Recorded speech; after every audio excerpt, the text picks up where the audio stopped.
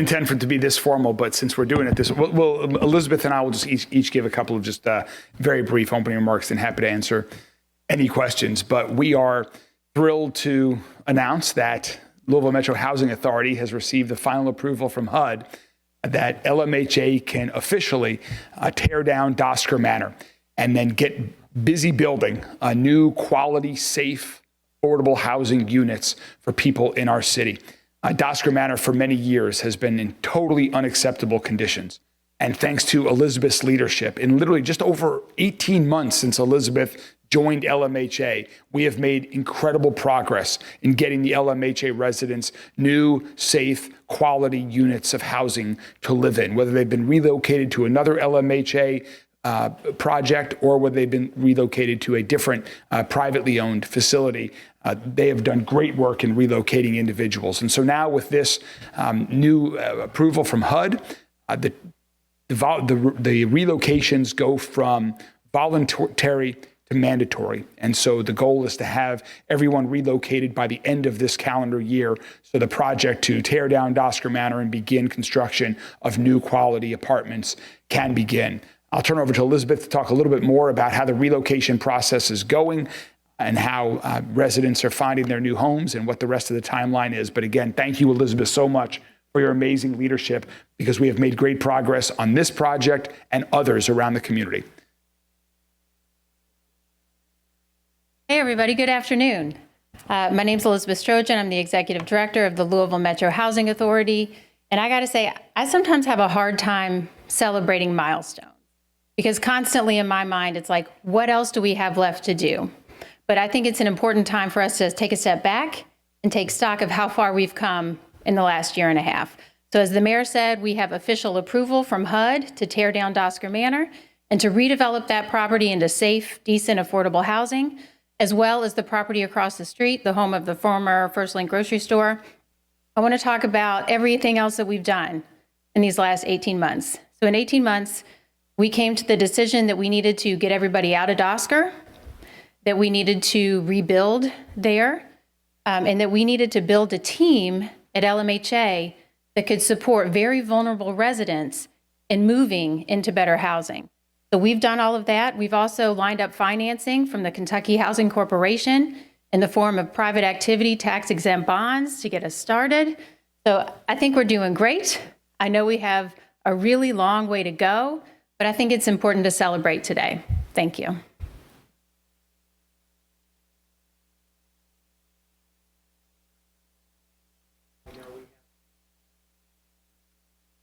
I think that we've been preparing residents for this for a long time. So we've always told them that it's voluntary right now.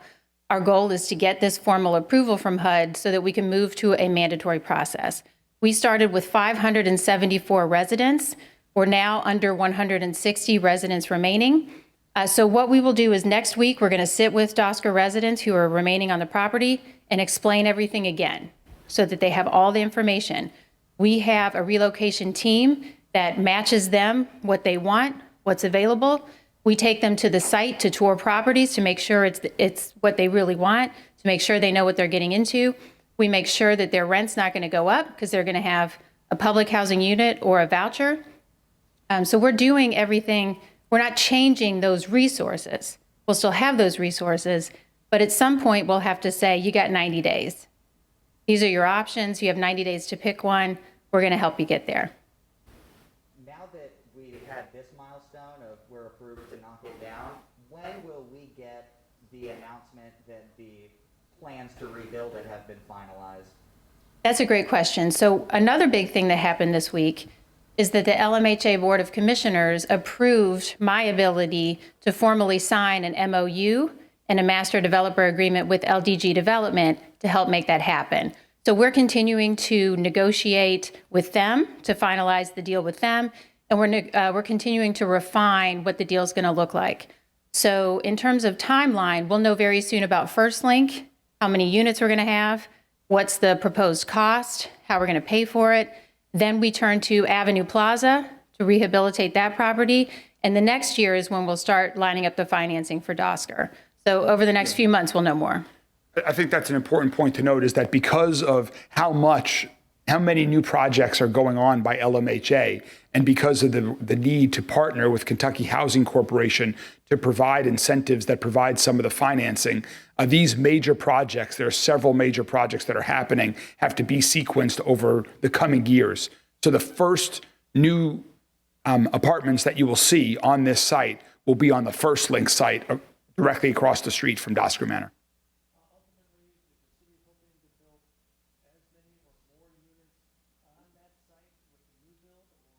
It will actually be fewer units. One of the challenges of Dosker Manor was that so many people lived with challenging situations, lived in close proximity to one another.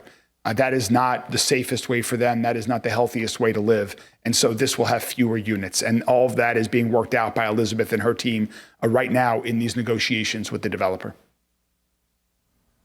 On the subject of affordable housing, I'm not sure if you've seen it, but I saw a notice from someone that Senate President Stivers might be at the community care campus tomorrow for an event.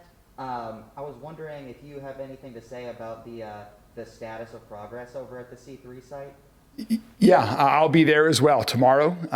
We're going to be on Kentucky Sports Radio tomorrow between 10 and 12, and President Stivers and some other legislators who are in town in connection with some of their official activities at the Kentucky State Fair today are also going to be here tomorrow morning, and we'll be talking about the progress then. But we are making good progress there.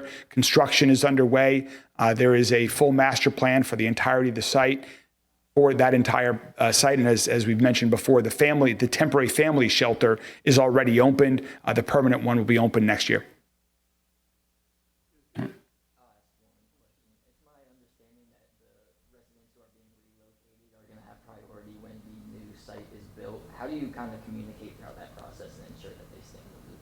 Great question. So we keep in contact with our Dosker residents as they're moving, and then when the new buildings reopen, we will let them know that it's reopened and that they have a first preference upon lease up to come back. What we found in other relocations is sometimes the first move is so great, people don't necessarily want to come back. But if they do want to come back, they'll have a first preference. All right, thanks everybody.